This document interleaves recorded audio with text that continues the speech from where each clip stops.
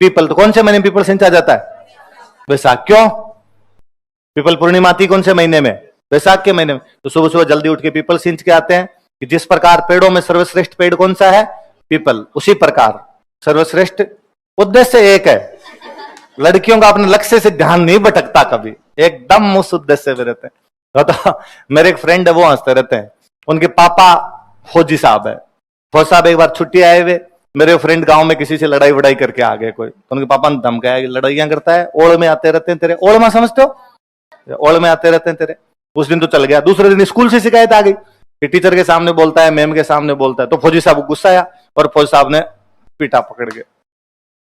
बच्चा रोए तो मेरे फ्रेंड वो रोने लग गए, तो बाद में फौजी साहब ने खुद ही छोड़ दिया और फौजी साहब छोड़ के आगे। तेरे लिए भी कोई पीपल पूजती होगी, उस बापड़ी को क्या पता आगे आंकड़ा है। इसलिए लड़कियों पीपल पूजने की कोई आवश्यकता नहीं है, क्योंकि आगे तो कौन है? सारे के सारे आंकड़े हैं। तो क्यों अपने पीपल पूजा जाए, क्यों किया जाए? एक मैं और रोचक बात बताता हूं। भारत ने अपना पहला परमाणु विस्फोट किया था 1974, 1974, इंदिरा गांधी की गवर्नमेंट थी, वो इसी दिन किया था, बुद्ध पूर्णिमा के दिन किया था। इसलिए वो जो बम था, परमाणु बम था जो, उसका नाम था लाफिंग बुद्धा, बुद्धा इस्माइल। लाफिंग बुद्धा नहीं, बुद्धा इस्माइल। क्या नाम था उसका? लिखना नहीं है, यूं याद रख लो, ये बुद्ध मुस्कुरा रहे हैं बुद्ध पूर्णिमा के दिन। पर मुझे कई बार लगता है कि एक बंदा, भगवान बुद्ध को हम किस लिए याद करते हैं? अहिंसा। किस लिए याद करते हैं? अहिंसा। मोदी जी बाहर जाके भाषण देते हैं कि भारत ने दुनिया को युद्ध नहीं, बुद्ध दिया है। हमने दुनिया को युद्ध नहीं दिया, हमने किसी पर आक्रमण नहीं किया, हमने शांति का पाठ पढ़ा, अहिंसा का पाठ पढ़ा है। हमने दुनिया को युद्ध नहीं, हमने दुनिया को बुद्ध दिया है। मगर वो बुद्ध जो अपनी तमाम जिंदगी नॉन वायलेंस, अहिंसा अहिंसा करते रहे, वो बुद्ध जिनके नाम से, जिनकी बातों को सुनकर खूब सारे राजाओं ने युद्ध छोड़ दिए थे, वो बुद्ध जिनके धर्म को अपनाकर अशोक जैसा महान राजा युद्ध छोड़ देता है, उस बुद्ध के बर्थडे पर हमने बम फोड़ा। और हमने कहा था उस दिन, एपीजे अब्दुल कलाम साहब का डायलॉग है कि परमाणु बम शांति का हथियार है। परमाणु बम किसका हथियार है? Weapon of peace. कि यदि हमारे पास परमाणु है तो बाकी वाले लोग शांत रहेंगे, वरना चलता कुछ नहीं करेगा कोई ना कोई। इसलिए परमाणु रहना बेहद जरूरी है। रिचर्ड निक्सन उस समय अमेरिका के राष्ट्रपति हुआ करते थे। उस घटना से थोड़े दिन पहले इंदिरा गांधी अमेरिकी राष्ट्रपति से मिलने के लिए गए थे। रिचर्ड निक्सन ने 45 मिनट तक वेट करवाया था, मिला नहीं था वो। तो उसको लगता है भारत जैसे देश की क्या तो औकात है जो मैं मिलूं इनसे। फिर उस समय उनका झुकाव थोड़ा सा पाकिस्तान की तरफ भी हुआ करता था, उसने मुलाकात नहीं की थी।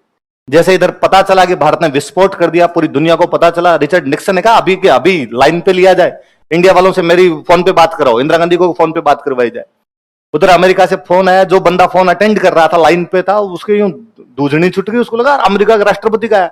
वो भाग के इंदिरा गांधी के पास गया, उसने मैडम वो फोन आया अमेरिका के राष्ट्रपति, बात करना है। मैडम ने कहा उसको 45 मिनट का टाइम लगेगा, उसके बाद करूंगी मैं बात। निक्सन यूं सर पीटता रह गया था, पर मैडम ने बात नहीं की थी, बाद में करेंगे। उसको कहोगे आज बुद्ध मुस्कुरा रहे हैं, आज बुद्ध को मुस्कुराने दिया जाए। तो वो जो बम था, उस बम का नाम क्या था? बुद्धा इस्माइल। क्या नाम था? तो कोई कभी पूछ ले, इंटरव्यू में पूछ ले कि हमारे पहले बम का नाम बुद्धा इस्माइल था, क्यों था? क्योंकि बुद्ध पूर्णिमा के दिन फोड़ा था। किस दिन फोड़ा था हमने? फिर क्या स्टूडेंट को पता नहीं होता, तब स्टूडेंट मांगता है सर हो सकता है कोई बुद्ध नाम का आदमी रहा हो, इस्माइल कर रहा हो उस समय खड़ा खड़ा, है ना? सर बुद्ध की इस्माइल बहुत अच्छी है तो हमने सोच समझ के रख दिया होगा ऐसे। नहीं, ये बात नहीं थी, है ना? और बुद्ध वाकई बहुत अच्छे मुस्कुराया करते थे।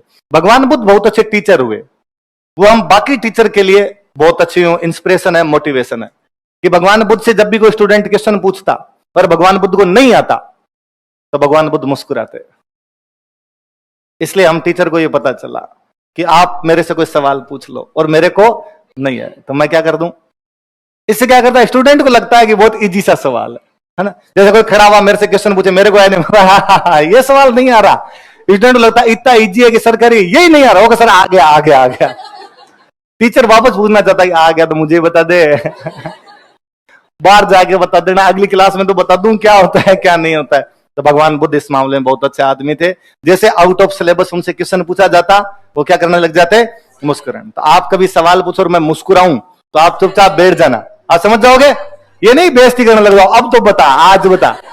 चुपचाप बैठ जाना। ये थोड़ी इज्जत होनी चाहिए ना मास्टर की, केवल 5 सितंबर के दिन थोड़ी होती है, बाकी दिन भी तो होनी चाहिए।